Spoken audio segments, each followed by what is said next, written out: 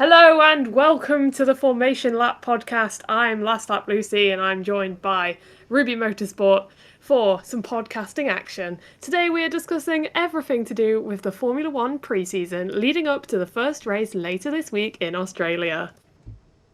We may as well take that as the official intro now. Like the slow, Yeah. This is a taste of everything that we're going to do this year. silliness, chaos. It's We're basically silly and sensible personified. to be fair, this is a good point to take forward. Formula One is supposed to be fun, and a lot of people take it way too seriously. Real. So this will be the this year is that the we all point. stop fighting each other. Please. No, not a chance. No. It's not going to happen. Not till the fan war rages on. Oh, it doesn't matter what fandom you're in. People argue. So. Oh yeah. Yeah, we're here to just talk about Formula One. Professional. In the words of yapping is what we call Shakira, no fighting. it. If only. Shakira. So neither of us have really followed that much pre-season testing. I've kind of done it deliberately because I want to be surprised in round one. I think we all have an idea of you know who the top four teams are, and roughly know what the midfield's going to do. Yeah.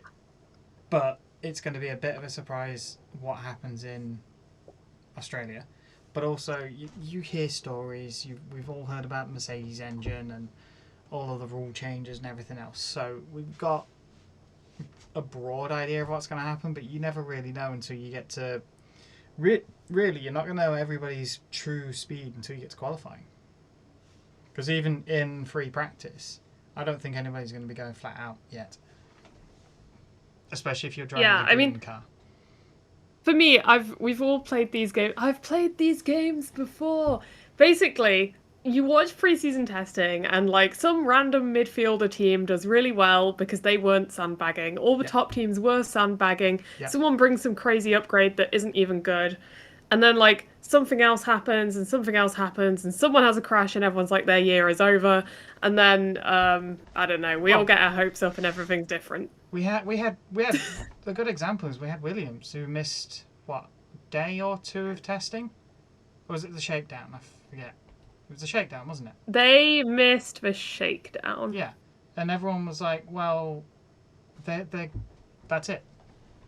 They're over before we've even started. Like as it turns out, if your car is not green, you're probably going to have a good year. We may as well talk about the elephant in the room. Okay. I can see Jeremy's in chat saying something about Aston Martin. Will Fernando Alonso retire at the end of the year? We'll make some predictions at the end, but let's talk about Aston Martin first because they are not having a good year so far. Honda are having a worse year, I think. And on the rumour mill at the moment, and let's be real, the Formula One rumour mill is exactly that, and there are some wild takes out there for silly season.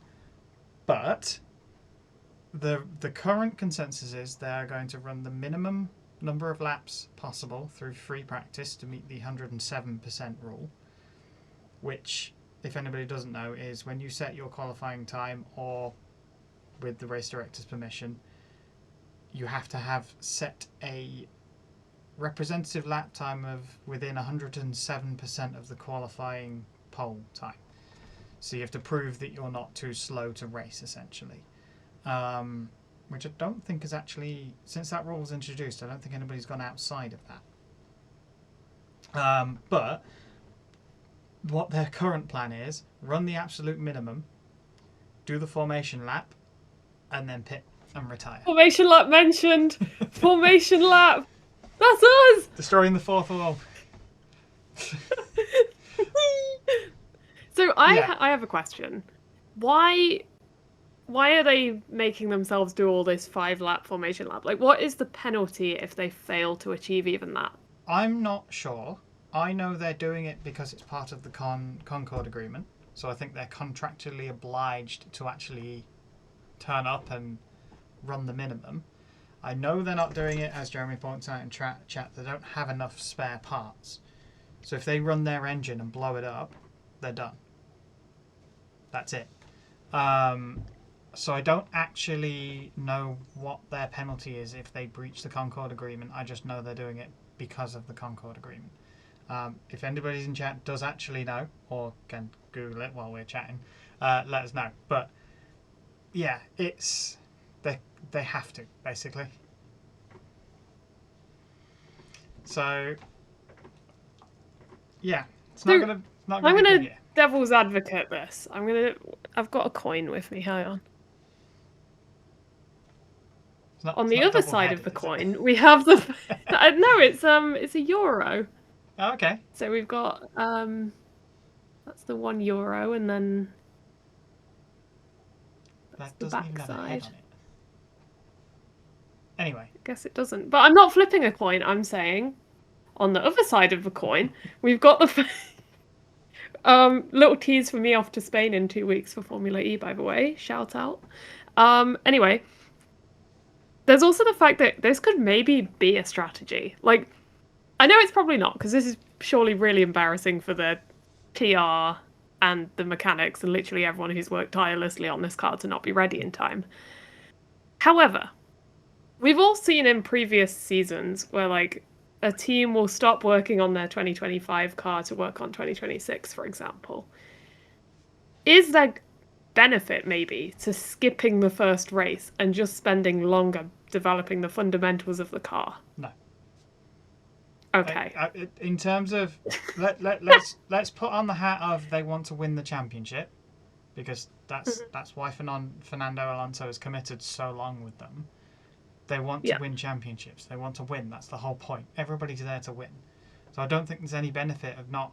If you've got a car that's capable of winning, there's no benefit to not trying to win.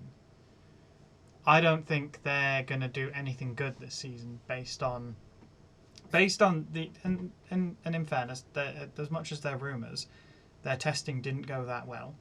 They broke down on track numerous times, and they were at times 4 seconds off the back of the grid. Not 4 seconds off the lead, 4 seconds off the back of the grid, which was when some of the testing times I saw were about 2.5 seconds off the lead. So we're talking 6 to 7 seconds away from the lead. Oh dear. And as much as people sandbag, they don't sandbag that much. So should I be embarrassed and say right now that I've picked Aston Martin for my F1 fantasy team? Which we will come to later, but like, oh my god, you've got a little friend who's come in. Yeah, Nicole's not in tonight, so I have the dog with me. Got some company. Come here. Come and say hi to everyone. Come for the F1, stay for the doggo. Hi. She spotted a toy that. Everyone say hi to the doggo. Good girl. Right. Oh yeah. You're in a way. We'll talk about Formula 1. So, I don't think Aston Martin are in for a good time, and I don't think Fernando Alonso is going to be happy about it. Yeah. That's straight up going to be true. Now, in traditional Fernando Alonso fashion, what's going to happen is he's going to get to the end of the year, or at the end of next year, leave, and he'll either retire or go to another team, and then Aston Martin will come good. That's exactly how that's going to go, because that's what Fernando does. That's like... Yeah, no, I don't have anything to add. Sometimes we don't need to react to everything. Yeah, exactly. So, moving on from Aston Martin, Cadillac. Let's go up the grid. They seem to be okay. They weren't setting the timesheets on fire. Similar to Audi, they were both sort of together at the back of the grid. They weren't setting any blistering times like Braun did in 2009 when they turned up late and just outperformed everybody. And I think that's okay. I think specifically for Cadillac, this is their first year, and I think they just need to spend the year and just find their feet. Yeah, 100%. And it's good because I don't think anyone's putting any pressure on them. It's not like Aston Martin where they've literally got Adrian actual Newey Yeah, and and Fernando Alonso on their team. You and know? yeah, but they both know how to win championships. And Aston Martin is an established team with established facilities and established staff and all mechanics and all the rest of it. They're not a new Some pretty startup. good new facilities as well. Yeah, because you They have to made a new count back, building. because before Aston Martin they were whatever they called themselves, Racing Point, Racing Point. and Sweet! then Racing Point mentioned. Racing Point. and then you go back and they were Force India, and then like they've been around for a couple of decades at least. So it's not like they don't know what they're doing. Whereas Cadillac is a brand new. You got to think of them as a startup, same as Haas were when they first joined. They're brand new, so you can give them a little bit of leeway to sort of find their feet and get themselves going. Audi, I think, fall in the same camp as Aston Martin. They're not a new team. They know what they're doing, even if the branding has changed.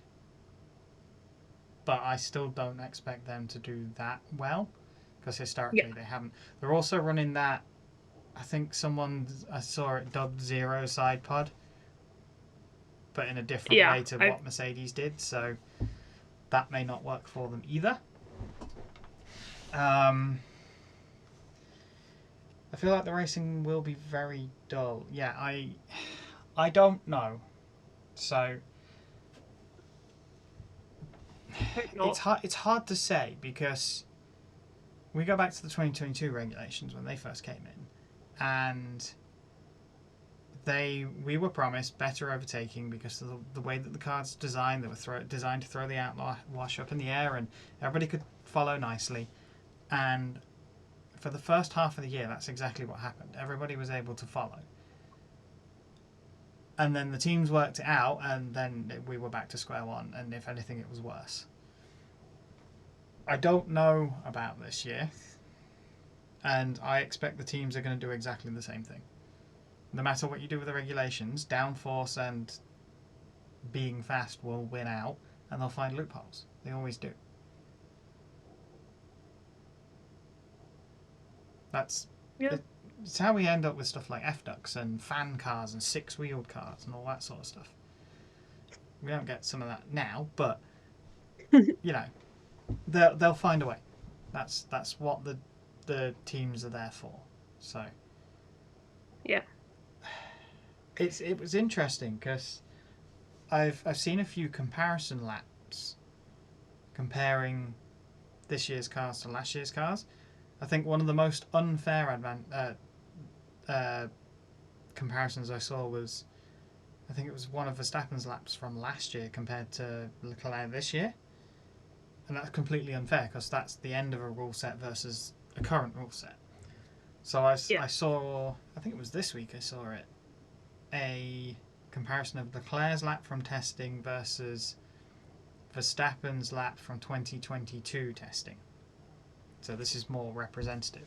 I think there was half a second in favour of the 2022 cars, but the way that they drive over the entire lap was completely different. So the newer cars have to brake earlier and have a slower corner speed, and the current cars are faster down the straights.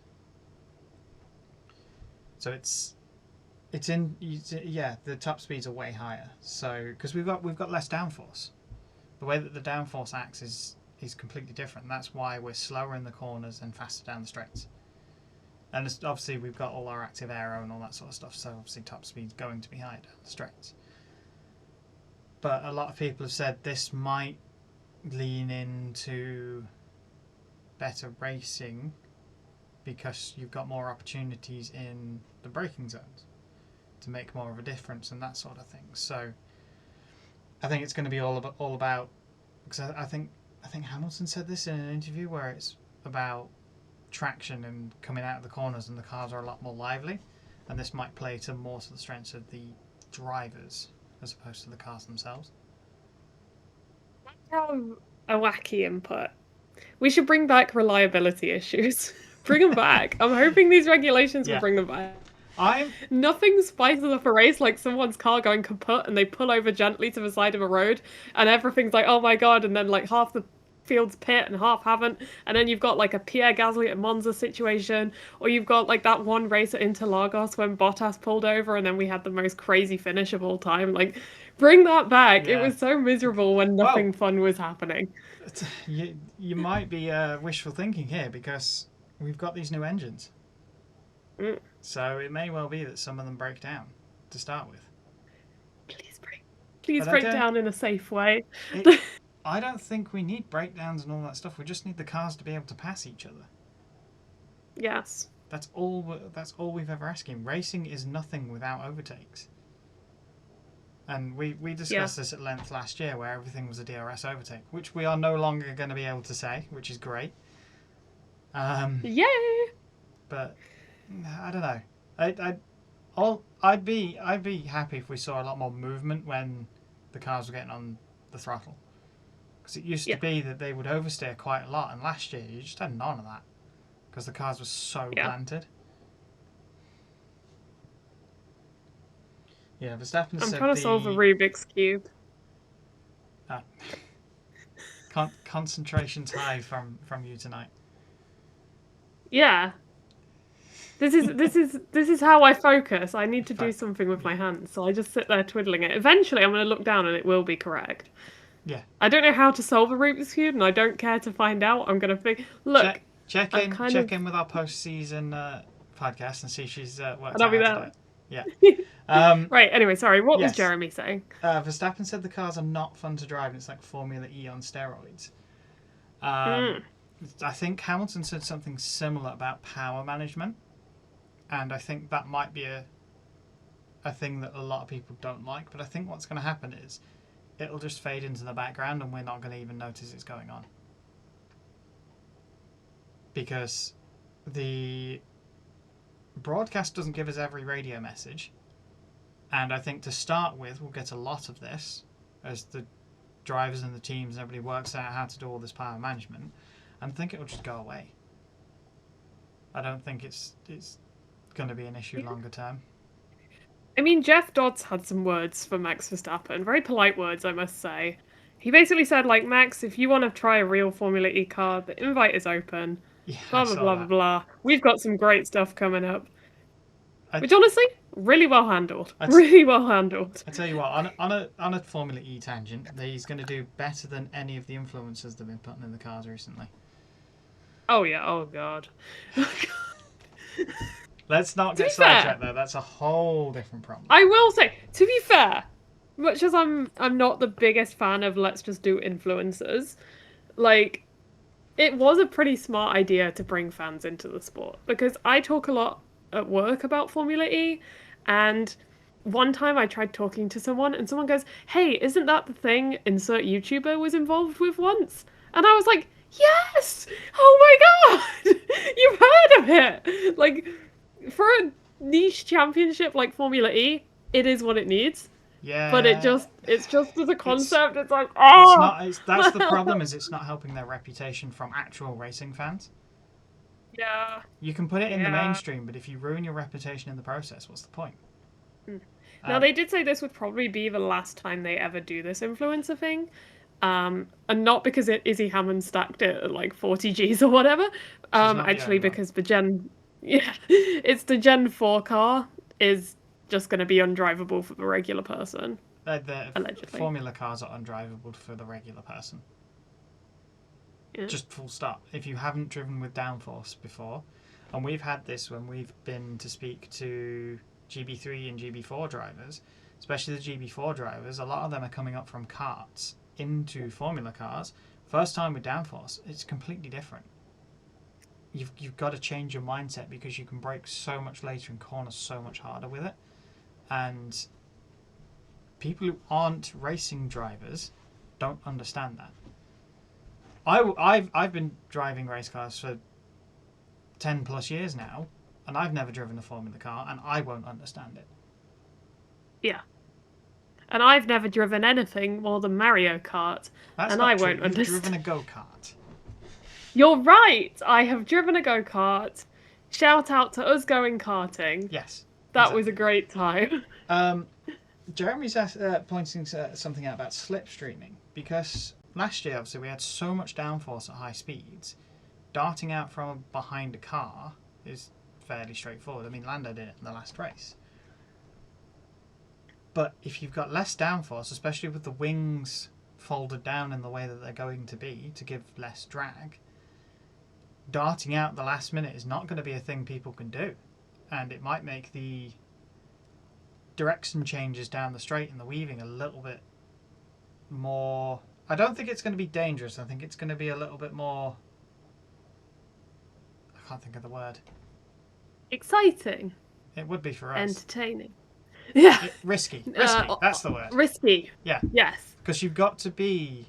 You're not going to be able to move over to defend someone suddenly and then dart back again. Same from behind. You can't dart left and then right at such a speed or aggressively. But that's always been a thing.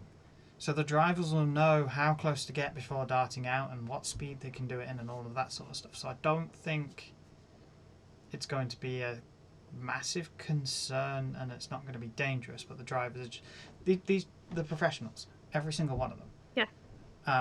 I think it might actually help coming to the drivers themselves. Lindblad, he didn't drive. Well, he will have driven last year's cars, but he didn't really drive them regularly, and he's the only rookie on the grid.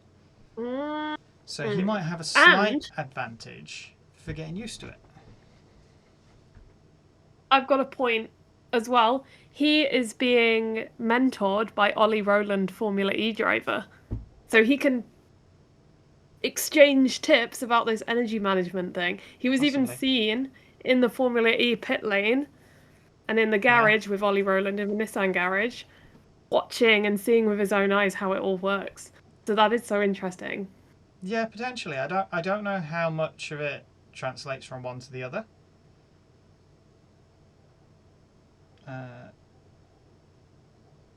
On a tangent, how can you have a driver's license without having driven a car? Because in the UK, you apply for a driving license and you get what is called a provisional driving license, and that means you have a piece of plastic that says you can learn to drive, but you're not allowed to go and drive on your own. Basically what happened was I'd always pull up to like the pub or whatever with my friends. ID. Now I don't drink anyway, so it doesn't really occur to me to bring ID, but I've learned that I need ID.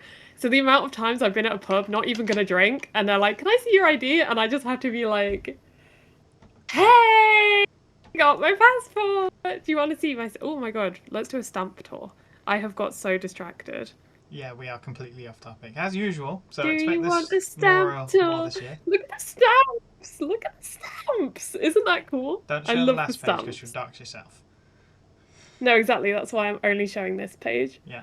The stamps! The stamps! How exciting. How thrilling. I love it so much. Oh, and I went to San Marino. And I got a really cool San Marino stamp. Nice. My hat, by the way, I bought last year.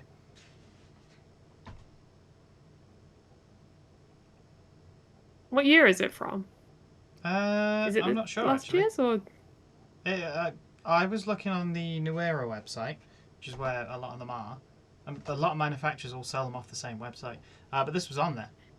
It does remind me of that sort of 2015 Jensen Button era, when they did some anime stuff and that sort of thing, but I don't actually know. I didn't see a date on it when I bought it, so.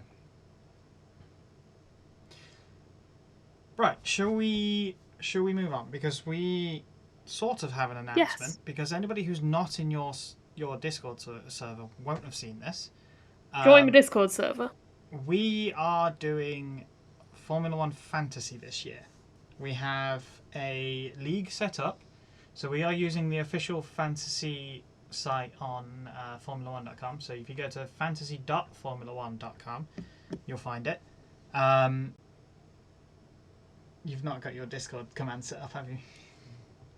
No, you didn't have to point me out like, oh. Yeah, it's fine. If you're on YouTube, I'll put it in the description. For Twitch chat, I'm going to spam the link. There's the link, everyone. anyone Okay. on YouTube, I'll put the link in the description as well. You can join our Fantasy F1 League. Both me and Lucy are in there. We've got 13 people in currently. And it is just for a bit of fun. That's all we're doing this for. Oh, we got 14 people. I've just been through. We had a new person join today by the looks of it. So it's just for a bit of fun. That's it. That's all it's for. But we will keep checking in on that after every race, and we'll see how everybody's doing, see who's winning, and see who gets bragging rights of being top of the Formation Lap League. And finally, me and Lucy have both made predictions. Now, what we've done is we have made a prediction of the top 3 drivers and all 10 of the teams. I have questions about your picks. I'm going to be honest. I don't even remember what I picked. You only How gave do me these I? the other day. How do I look right now? So, I think I sent you the link. But Lucy has I'm on my phone. Lucy has McLaren as constructors champions and Verstappen as drivers champion. I've got Mercedes and Russell. Mercedes and Russell. Yeah. So Do the hustle. I'm making the assumption that Mercedes engine is going to come good. Okay. Toto's pretty confident in the rule change isn't going to affect them. And in testing, their car has looked, assuming they're not sandbagging or anybody else isn't sandbagging, their car has looked pretty good. They know how to build engines. 2014 is a good example. And they know how to win a championship winning car. And they know how to win championships. I also think Russell now has enough experience leading the team, and he's got enough experience in himself. He knows how to win races, so I think he's got it in him to win.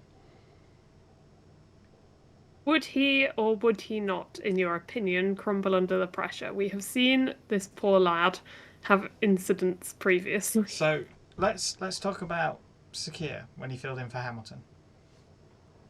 Yeah, he did so good. He did so good. None of the things that he did were things that went wrong. And after every single issue that he had, he still came back. And only just lost out on the win. Oh my god, that's one of my favourite races of all time, actually. That race, absolute cinema. I remember when we got the layout for that track and everyone went, well, this is going to be boring. Look how that turned out. Hindsight is a wonderful thing. So I think he's mature enough. Which is what we'll be saying at the end of the season. Yeah, I think he's mature enough at this point to win. Yeah, I was thinking more like Singapore, or like even that one time in Imola when he went and whacked Bottas, like. Yeah, which was really funny, to be honest. Wasn't he driving a Williams at that? Yeah, he was driving a Williams. He was driving a Williams. And how long's he been in Mercedes now? 3 years, I want to say. Something like that. 2. This is his 3rd, I think. Yeah. So he's got a lot of experience. And he's a lot more mature. He's won races. Yeah. He was Mr. Consistent, wasn't he? Yeah. And consistency wins championships. That should be our catchphrase. The Formation Lab. Consistency wins championships. So, my question is then, not only do you have Verstappen winning the Drivers' Championship, you have a different team winning the Constructors' Championship. Don't laugh at me. I want to hear what your thought process is to get here. I'll be honest, I was just running on vibes. So okay. So I was like, right, I think Max is going to be really good because that's Max, right? Yeah, that's... So Max Driver's champion. Yeah, that's not... Kind of similar to what we saw happen this year, except Verstappen pulls it out. Okay. I think Red Bull will have the better car overall. And I think Max will ever so slightly run away with it. Whichever poor fella's in the team with him, Hadjar. Hadjar, yeah, I was going will to say, suffer, Hadjar's unfortunately. A bit of an unknown at the moment. But I mean, looking at how literally every second driver has done, it's a problem.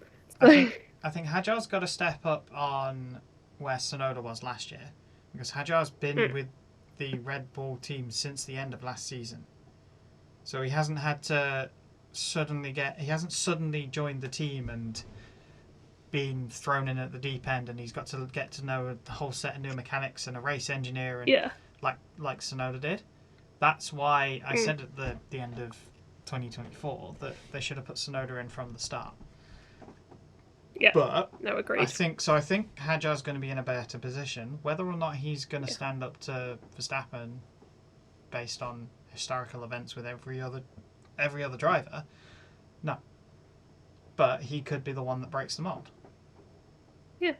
So. And if anyone can, Hajar would be awesome. So, interestingly, you put then Red Bull in P2, which makes complete sense. Yeah. See, that fits with my theory, right? Yeah. So Verstappen can't win a championship, a constructors' championship on his own, but he can win a drivers' championship on his own. Mm-hmm. I've put McLaren as P2. I think they've got the Mercedes engine, but I think Mercedes are just going to have the edge on them with the car this year. Who knows? I've also put Norris as P2 because, again, he's got the McLaren, and I think that'll get him up there. Interestingly, you put Norris as P3, but you also put Piastri as P2. So your top three drivers are Verstappen, Piastri, Norris. Yeah. So I predicted it's going to be a very similar papaya battle. Yeah, they might have one or two. You're thinking the same as this year, but Verstappen passes the pair of them and Piastri passes Norris. Yeah. Whereas my P3 is Leclerc. Assuming Ferrari don't self-destruct as Ferrari have done repeatedly over the last few years, I think Leclerc can be up there. He's proven before in the past that he can win races and win consecutive races. The only reason I haven't put Hamilton in P3 is because he doesn't have a permanent race engineer. That's the only reason. Otherwise, I think I would put Hamilton in P3, maybe P2. Does he not have a permanent race engineer? No, he's been given a temporary one. And based on the relationship that Hamilton had with Bono, I think he needs a permanent race engineer, somebody he trusts, somebody he gets along with. And his previous one he did not get along with, and I think that's part of why Hamilton struggled last year so much. I think that's what's really good about Bono as well. Like, Bono really befriends the drivers. Like, we've really seen with Antonelli, he's really made that effort to get to know him. Like, Last Up Lucy exclusive, I know I've mentioned this before, but like, I know that they go to a restaurant frequently together and just like have a quiet dinner and chat and stuff. Like, that's... And I think it's not necessarily understated, but I think the bond between a driver and a race engineer was really shown how important that was last year, because Hamilton needs to trust his race engineer, and his race engineer needs to trust him, and that's a two-way street. And if you don't trust each other, you then question each other, and then everything takes longer to make a decision. You have to think, some of these tracks are 1 minute and 10 seconds. You're 70 seconds on a lap. If you then have a back and forth, you then miss the pit entrance, and you've missed your opportunity to pit. You pit a lap later, and you've embarrassed yourself on TV. Yeah, you pit a lap later in some situations, it ruins your race. We've seen that enough times. So that's the only reason I haven't put Hamilton in my top 3. Yeah. Yeah, Adami and Hamilton were a mismatch in him. There's a reason I didn't say his name, because I can't pronounce Italian. But yeah, they just didn't get on. I think that's why Hamilton's going to struggle again this year. But also, Ferrari is Ferrari. And they self-destruct. I'm going to do a psychological deep dive on someone I don't know. He's just got married. Leclerc just got married. He's in a good place mentally, isn't he? Yeah. Like, he knows right now that, like, no matter what happens in Formula One, he has got his lovely wife to come back to. Like, he is Did you see the dog? He's at his peak. He's at his prime. Did you I see did the not dog see the photo dog. bombing the wedding photos as well? I did not see that. Yeah, you need to look Oh, that no, up. no, no, no, I did. I thought you meant your dog. I was No. like, hang on, your dog? No, no, no. No, no. No, no, no. I did see the dog. That was so cute. Yeah. See, that's the thing. Like, he's building his own little family. And, Yeah. like, that is so sweet. And I think that's going to give him a drive to really be confident in himself and, like, just give it everything. Because what has he got to lose, you know? He's got what's important to him. I like- think Leclerc has been around Formula One for long enough that if Ferrari don't give him a good car, he might just walk away from the sport altogether now. If he's going to start a family, and this is making assumptions that he's going to go further than just getting married. Yeah. He's not getting anything from Formula One. I don't think he's going to leave Ferrari for a top team. I can't see him in a Red Bull. I think he's got to win it with Ferrari, or he's not going to win it at all.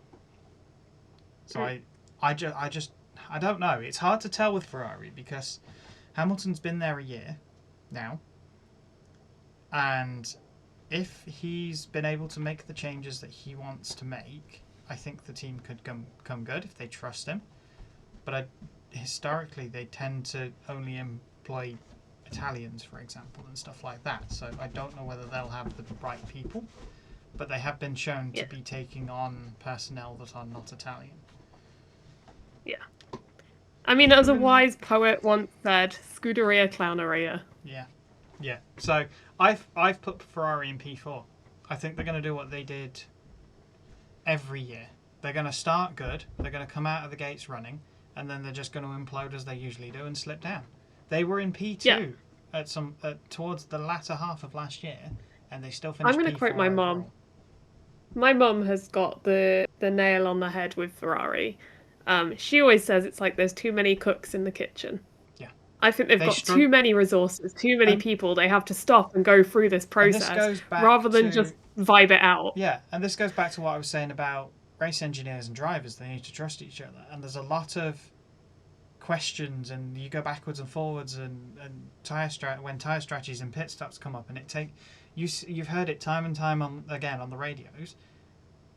They can't seem to make a decision, and by the time they do make a decision, it's too late. And I think that's the one reason that Carlos Sainz thrived in Ferrari, because he went over the radio and said, "I'm doing this. I'm coming in. Give me tyres," and just came in, and he made the decision for them. Love Carlos, honestly. What a guy. So I think that's why that happened with him. So yeah, I've done the amount of times Carlos just had, let me cook.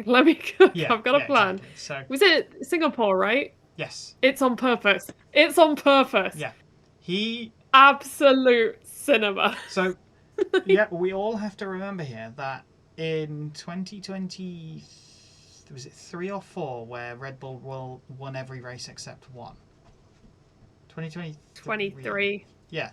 The only race that they didn't win was won by Carlos Sainz. Carlos Sainz. So, yeah. He's so cool. So my top 4 teams are the same, I think in the same order that they finished this year, except Mercedes win. So Mercedes, McLaren, Red Bull, Ferrari. And I think Red Bull are going to fall foul of the same thing they did this year if you need 2 drivers to win a championship. I don't think Hadjar's going to drown as much as Tsunoda did, but I do think that they need 2 good drivers, and I don't think Hadjar's going to be that this year at least. Yeah. I mean, you made a really good point with that engineer thing. I mean, like being with the team for longer. Like, I hadn't considered that, so your top hopefully 4, that's true. Your top 4 is McLaren, Red Bull, Ferrari, Mercedes.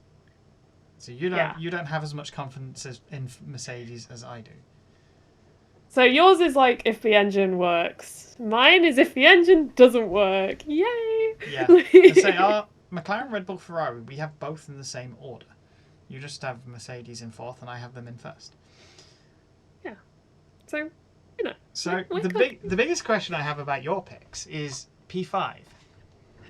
So you think out of all 11 teams, 5th, so the top of the midfield, is going to be Aston Martin.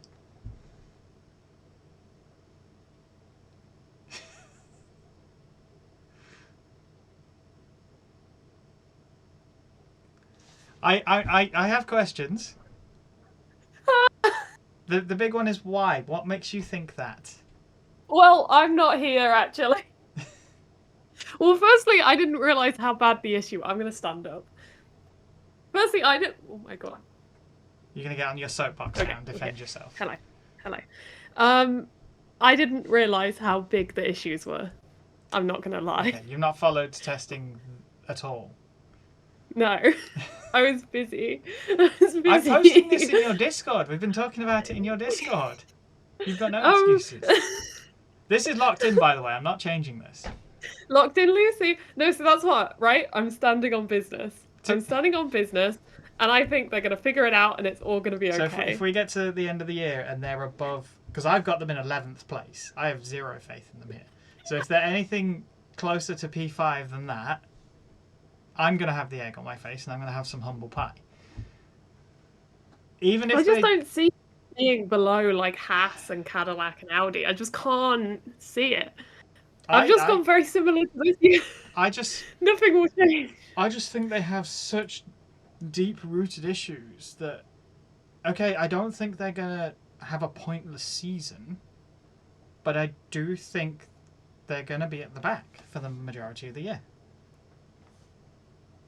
No, I think they'll be at the back until they're not. And that's the thing. You can be dead last or 11th and it doesn't matter. I mean, we've seen you start scoring points, that's when it matters. We have seen that from McLaren a few years ago, where they turned up, they were trundling around at the back for the first sort of 25% of the year, and they started to move forward.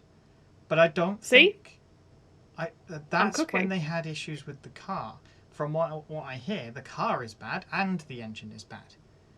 You also have to think that we're talking about a team that was 4.5 seconds off the back of the grid.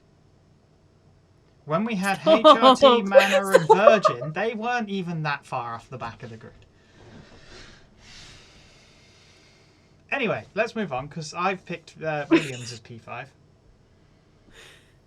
Yeah, I think I may have put Williams just after that. Yeah, you've put Williams as P6. I think Williams have been on the upward trend.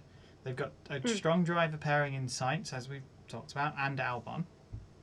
And I think they might basically latch onto the edge of the top four, the big four.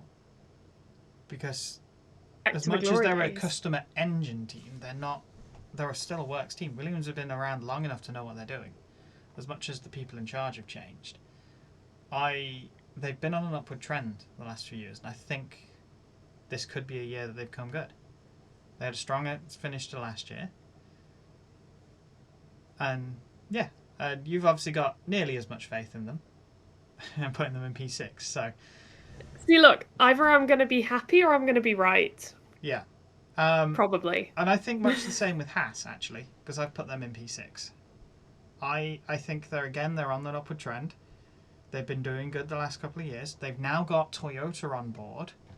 So they've got a works team on board. We all know that Toyota can win at World Endurance Champions. They know how to race. They know how to build a car.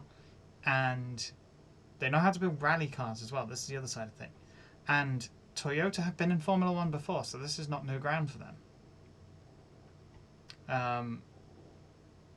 On the opposite side of the coin, you've put Haas in P11. I just think they're a small team. They are. And they're going to struggle. You've put them behind Cadillac, though. Well, Cadillac have got a lot of money. No, I stand on this. Cadillac, who you've put as revealed P7, their car. I might say. Yes. I'm serious. It's all about the money. Cadillac, I know there's a cost cap, but like they spent so much money on this Super Bowl ad thing that they did. Like to get an ad in the Super Bowl is literally like 10 million. They just casually dropped that on a piece of PR.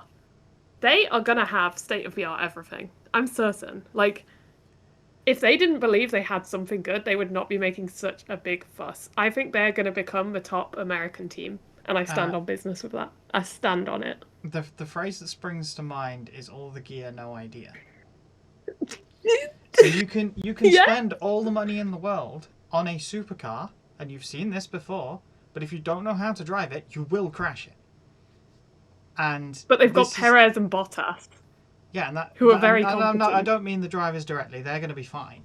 But if you don't have the right people building the car in the first place with the right knowledge and all the rest of it, the car will still be crap. Although I have put them P9, so I haven't put them at the back. But you've put them in P7, so you've obviously got faith in them. I've got some faith. I think there'll be a pleasant surprise, to be Actually, honest. now I'm looking at our lists. We don't have any matching teams, so this will be interesting. Oh. And because there's an odd But I think... yeah. So, moving on. I've put Racing Bulls as P7, and you've put them as P8. We're kind of similar overall. Racing Bulls have just been there or thereabouts forever.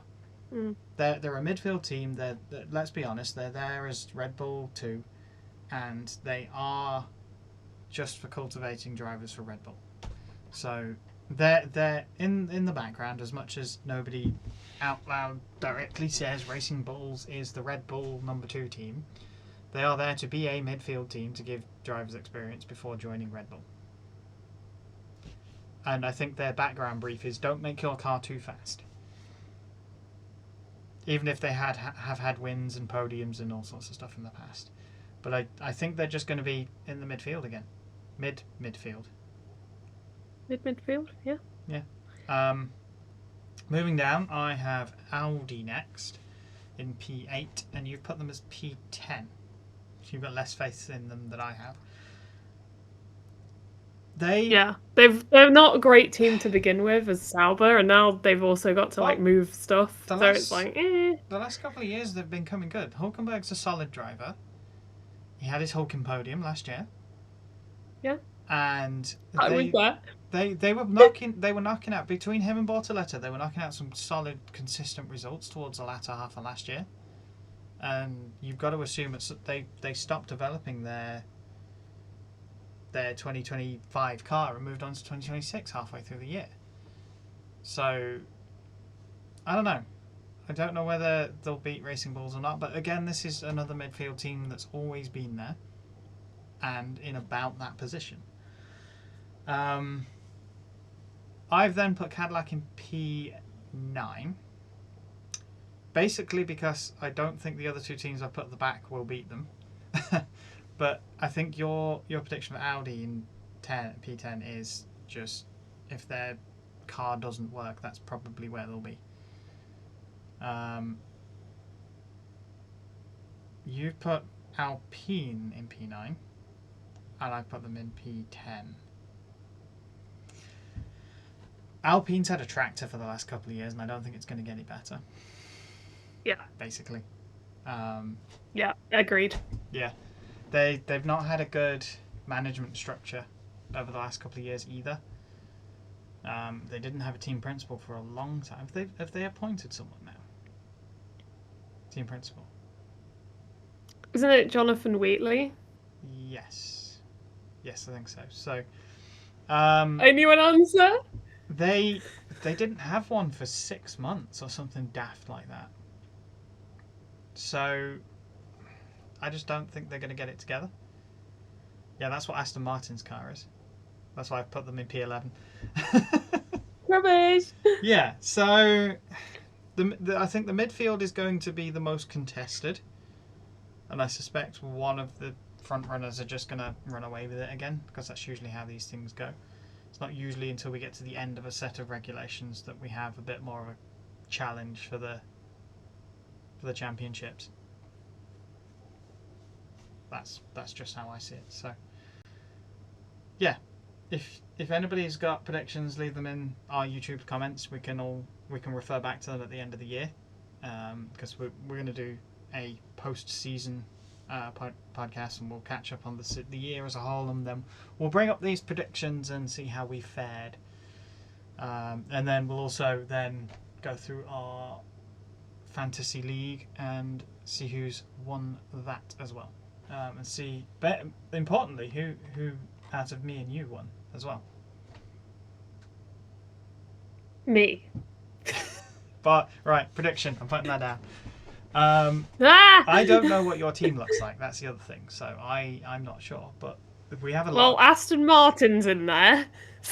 Yeah, I haven't put them in. So I've got 3 teams, and the team that I've entered into our league does not have Aston Martin in it.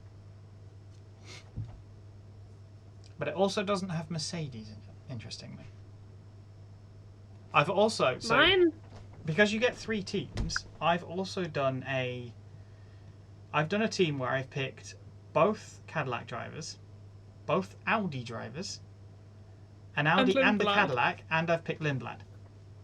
I did the exact same. Yeah. I did the exact. I did it, and I opened up a Discord, and I was like, "No way!" Yeah. We did the exact same thing. Because that's not a team in our league, and I'm just my thoughts are, if both the Cadillac and the Audi come good after maybe 2 or 3 races, because of the way that the fantasy league works, I can sell them, get back more money than I started with, and then I can buy whoever's winning and see if that will work. It may not work. It may be a train wreck, but that's also why I've not put that team into the league. And I was not thinking that much, and I just picked one. I wanted to theme one of my teams, and I thought just doing Red Bull was going to be too obvious.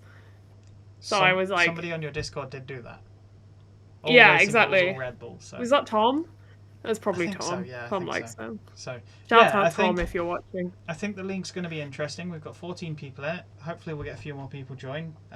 It's free to It could be you. sign up, by the way. And there is real life prizes if you can get in the top 3 globally. They give away VIP tickets and that sort of thing. Which is not happening. I think you've got to be really committed and micromanage it and sell people and refresh your team every race. People have spreadsheets and all that. So, like I said at the start, this is for fun.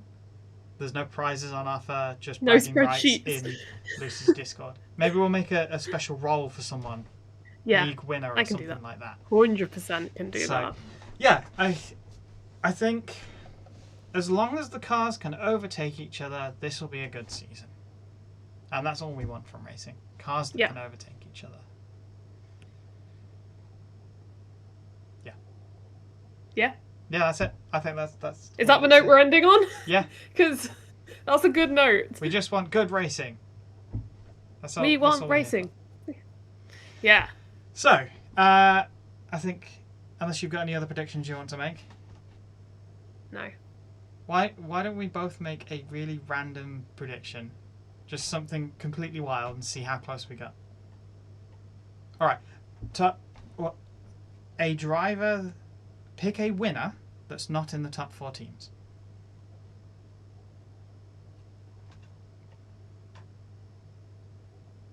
Albon. Alex Albon. Okay. And I'm not saying that because of delusion. Favourite driver? No, the vibes are just telling me it's going to be him. He's not even had a podium yet with Williams, and he's so desperate for it. I feel like this is his year. Okay. He deserves something. It's his turn, you know? I am picking Ollie Behrman. How close was he to a podium last year? I'd cry. I would cry. I'd cry. No, I have a bold prediction. You saw the loading symbol above my head while I was thinking. This is really crazy. Norris doesn't win a race. That'll put my I don't know, P2 and P3 for Norris for us. You can do that without winning, but the gap between P2 and 3 is so large. The bold prediction doesn't have to match my... No. Because I've done a sensible set of predictions. You asked for a bold one. Yeah. Yeah, that we'll just see how close we get. Norris might win Australia, and then your prediction's right out the window. Yeah, and then we'll just edit it out. Okay, so my bold prediction alongside that is we get another Hulken podium. Zandvoort. Just in case we need... Because I was at the Hulken podium last year. Oh, because you're going to Zandvoort this year. Yeah. So if it's going to happen, Zandvoort. Okay. Heard it here first. I'm going to write both of these down and we'll see if they come true at the end of the year. Okay.